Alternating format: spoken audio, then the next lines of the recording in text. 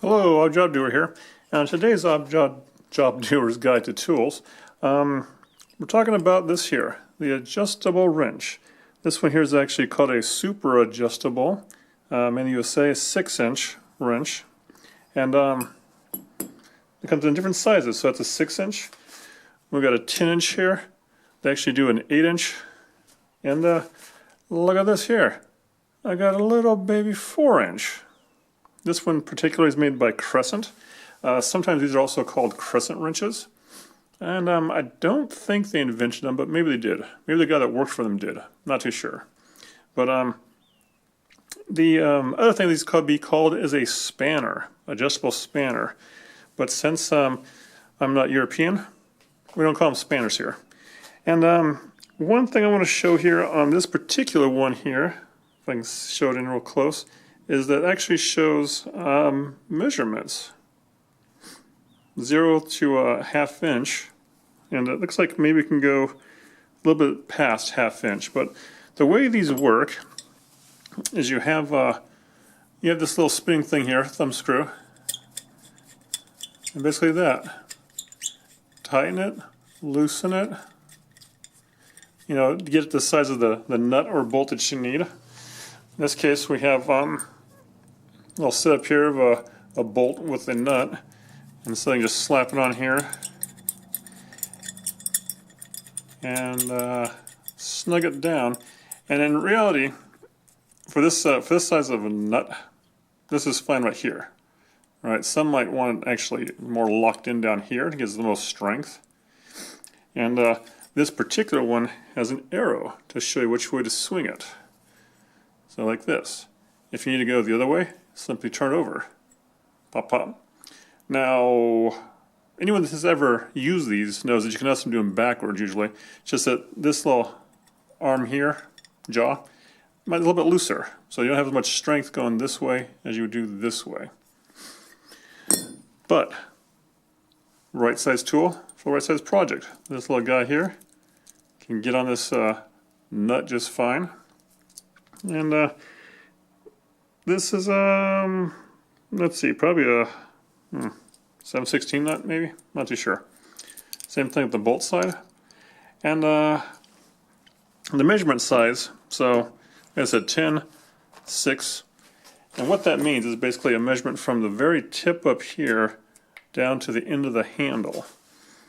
And so we got a measurement here. If we go to the top there, into the end of the circle, you got your 10 inches, 10-inch wrench. Now, I do not know if there's any kind of correlation with a 10-inch with what size of a bolt or nut it can handle. Let me open this all the way up here and measure this. This is the 10-inch one.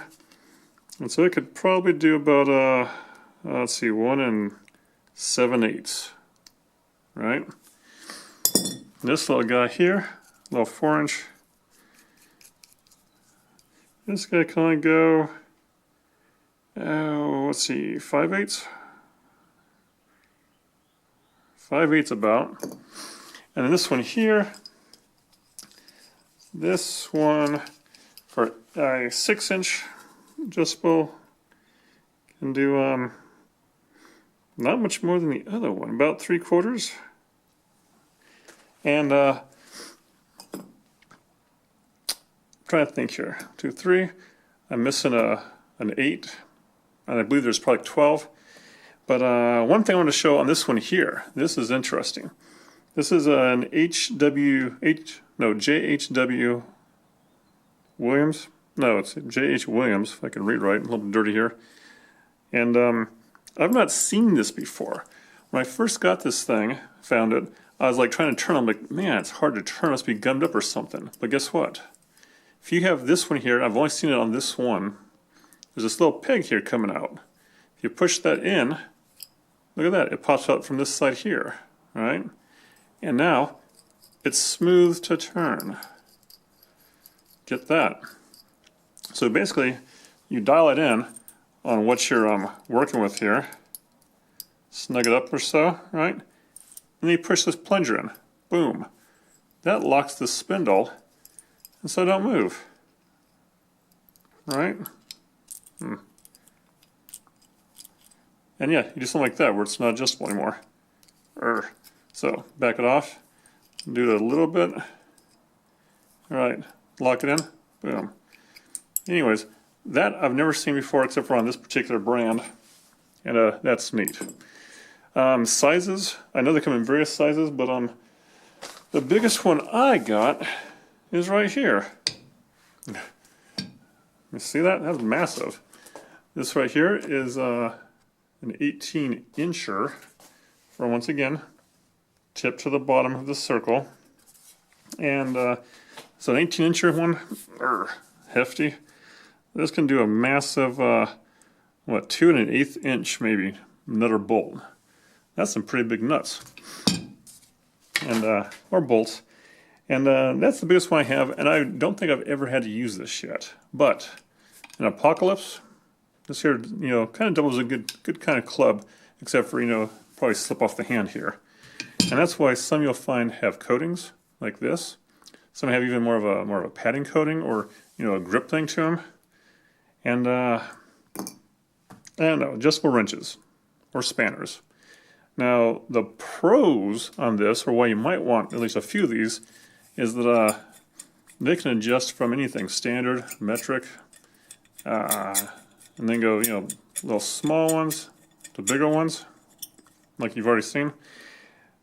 And so that's the thing. Lonely wrench, you just need one, and it can replace a whole bunch of your other wrenches. Now the bad things about these, in my mind, is you have this here kind of an operating head. You have to get this into where you're working, so that might be a little bit cumbersome. And two, if it's a real hard nut, if you're really trying to torque down something, if you're torquing down, you want to use a torque wrench. But if you're really torquing down, or trying to tighten something, or if something's tight and you're trying to loosen it, well, these seem to have a tendency more to just have enough play in them to sometimes they just slip right off and you bust your knuckles and stuff.